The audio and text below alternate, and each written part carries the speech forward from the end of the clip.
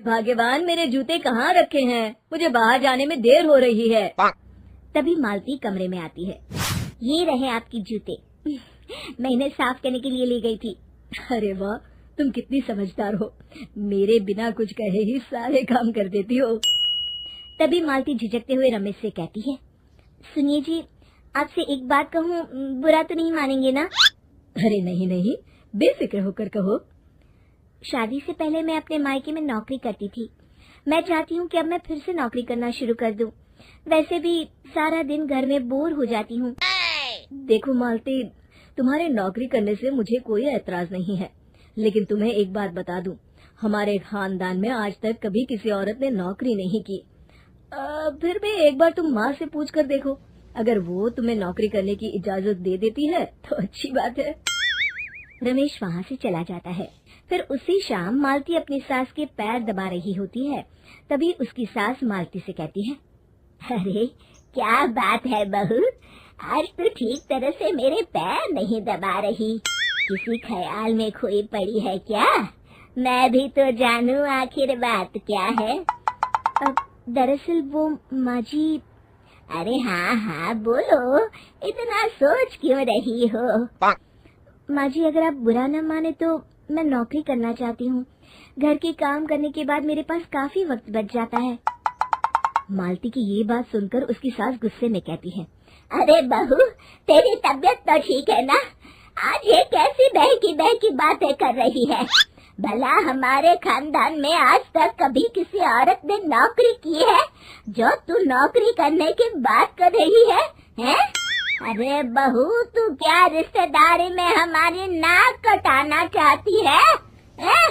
जितना जल्दी हो सके अपने दिमाग से नौकरी का भूत उतार दे।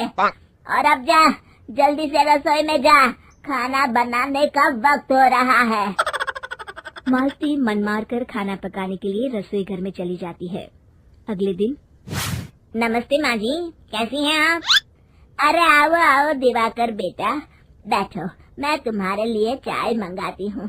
बहू, जरा एक कप चाय तो लेती आना। फिर दिवाकर एक फाइल खोलकर मालती की सास के सामने रख देता है। ये देखिए माँ जी, ये है पिछले महीने का हिसाब और ये रहे मुनाफे के रुपए। एक बार हिसाब देख लीजिए और इन कागजों पर अपने दस्तखत कर दीजिए।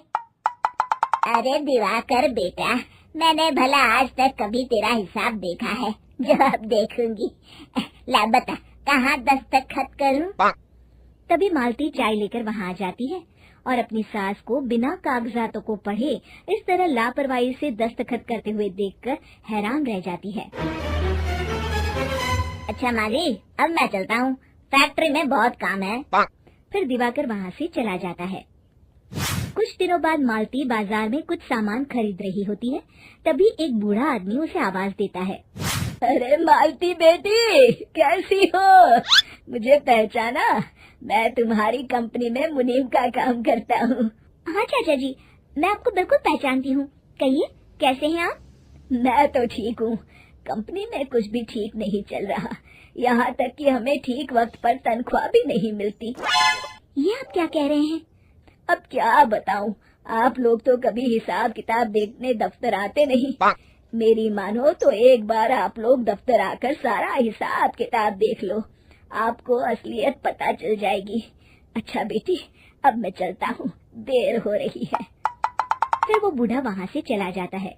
वहीं दूसरी तरफ मालती घर पहुंचकर अपनी सास को सारी बात बताती है।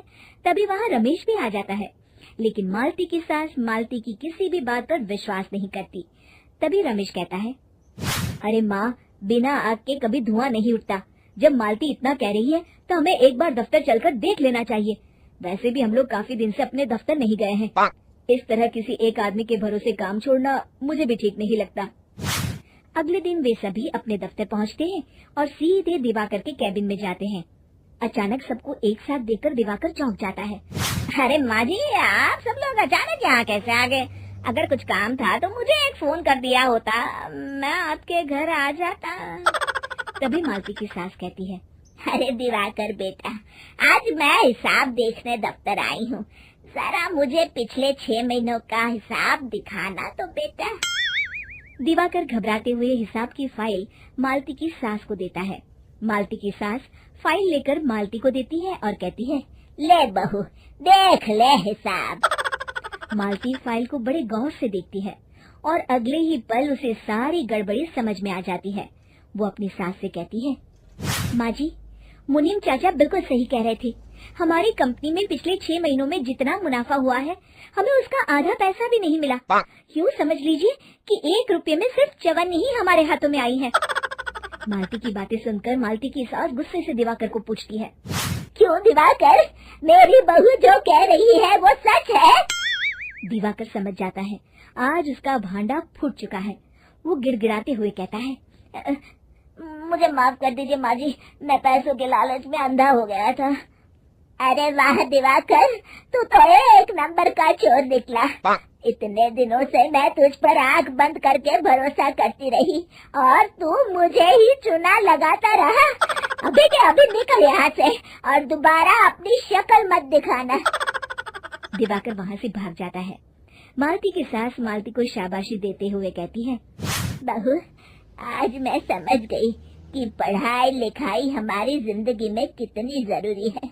मैं बहुत किस्मत वाली हूँ जो मुझे तुझ जैसी बहू मिली है। शिक्षा, पढ़ाई लिखाई का इस्तेमाल सही जगह करके हम दुनिया में बहुत कुछ बदल सकते हैं।